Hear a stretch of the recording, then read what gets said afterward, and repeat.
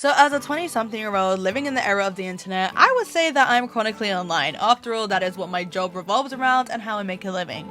But one thing that I've started to see more and more of are these videos titled, I have no friends. And these videos have thousands, sometimes even millions of views, and I wanted to find out why that was. When researching, I kept coming across articles stating that Gen Z has become one of the loneliest generations ever. But how could that be if we're the most connected generation ever? The math was not mathing. It's hard to find people that are really easy to talk to, because you've got the older crowd, which is just, they don't relate as much. You've got the young crowd, which is pretty difficult. So you've got to find people who really associate with what you're interested in. That's the way that I did it. As a Gen Z myself, I know that I've grown up in an era of social media and digital technology, which can sometimes lead to the social isolation and disconnection from real life interactions.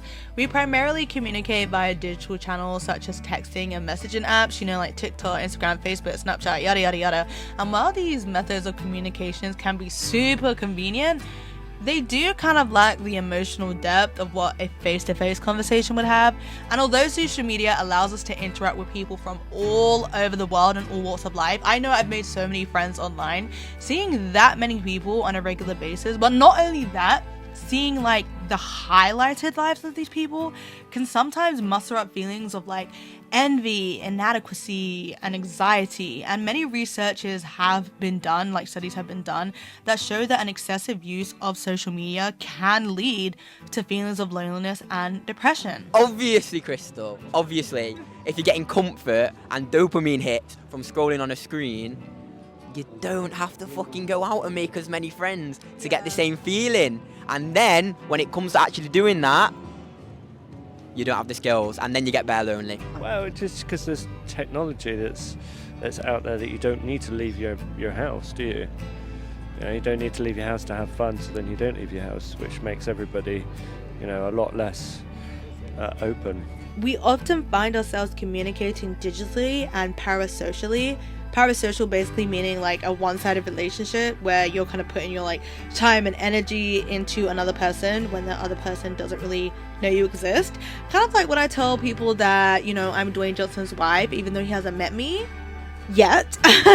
So this happens a lot in fandoms and celebrities and influencers, which as a result can make it more difficult for some people to form meaningful connections with people in real life, because we're kind of wrapped up in these celebrities' lives, it can get really freaking weird.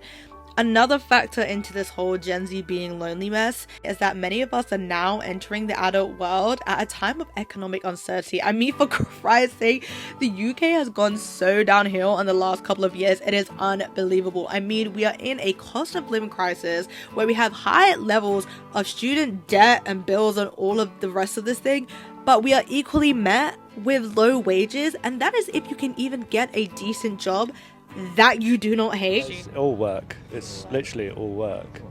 It's all hustle. That's what London is about. Nobody's actually here for fun. Everybody's here to smash it and then walk away from it.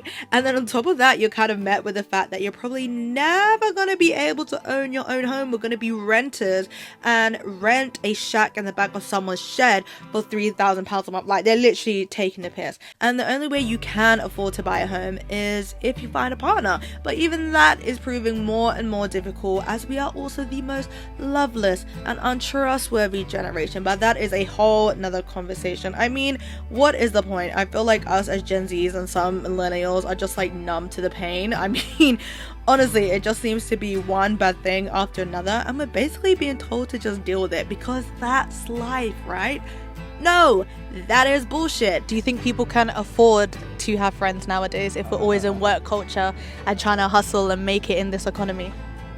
Yeah, of course you can have friends, but it's just the notion of how your friends and you work together is different. Instagram, TikTok, all that stuff has changed because you can see what people are doing. You don't have to go and see them and talk to them. You can see it on put it on your phone or whatever. So the concept of how we all interact is very different, I think. A survey commissioned by the charity Eden Project found that at least 700,000 people in London have a feeling of severe loneliness. 700,000. That is 1 in 12. And the study concluded that there are 5 main factors that contribute to this. That is being poor, obviously, but more and more of us are becoming poor nowadays. Being single or living alone. Oh, if you live alone, you must be rich, but being single, a lot of us experience that. going through life changes / being new in London, being deaf and disabled, and then finally feeling different or experiencing prejudice. So how can we combat this? Well, I personally feel that it comes down to two things, and that is relationships and communities. We as a society need to start prioritizing our communities and our friendships again. I always try to look for people who, no matter what I'm like, well, not no matter what I'm doing, right? If I'm doing something stupid, they'll tell me, right? But they'll support me with whatever decisions I make. And also, you know, like the things that I like relate to me. What's really important to me is relation and family, you know. So I really like someone who I can trust like a family member. And I'm very deliberate as well of people that actually call my friend, people that I could call in the middle of the night, right, I've got a scenario. A lot of people, I think there's a bit too much of a need to have like 10, 20 friends. You don't need that. You just 2, 3, 4. Yeah, close group. Close group's always going to win, I think. While the digital space is fun, it can never replace human contact. Start spending more times with the one that you love. Like, I do not care what anybody says. No one is that busy that they do not have a day, a couple of hours, even a couple of minutes to catch up with you. Like, let's be so real. You're not Beyonce, you're not Elon Musk, you're not Jeff Bezos to be acting all bougie like that. Like, I'm busy. You're not that busy. Chill out. But I would really say just try to reconnect with your friends as much as possible, like, because those childhood friends, you don't want to lose them, right? So, the people that I've maintained relationships with are the people that have reached out to me, asked me how I'm doing, so then I've done the same thing, and then you just kind of go from there. And so, like, I've always been a big believer in that your network is your net worth, and that can massively be the difference to you becoming successful or not. And not even just from like a career point of view, but also from a mental health point of view. Communities thrive when people feel like they belong and are often formed by like shared interests, whether that's like a hobby, a sport, a cause. And so encouraging people to kind of get involved with these things where you can also meet like-minded people can be so beneficial. You should also try to make new people. You should try to meet new people along the way, because you can get like integrated into different communities, right? I try to know as many international people as possible so that I can really like expand my cultural horizons and things like that. Don't work from home every day. If you get the opportunity to go to the office, just go for the actual contact, because you don't know who you're going to meet. Do shit like this if you want. Go say hi to someone in the street like you do in Manchester. You know what I mean? Because that's how you meet new people. So yeah, stop scrolling so much on TikTok. If you like someone on TikTok or Instagram, message them, ask to link up, as long as you prove you're not a murderer or anything. And also go into the office at work, baby. I know in my personal life that I would not be in the position that I am if it wasn't for the amazing people around me. Like, so many people in my life have literally helped me so much, given me a leg up and opened me up to new ideas and opportunities, not to mention that they just make me happy. Like, regardless of my positions in life, I know my friends are always going to be there because I made the conscious decision to make that one of my priorities in life, and I have seen the benefits. I mean, what is the point of trying to climb the ladder of life if you have no one to share the rewards with?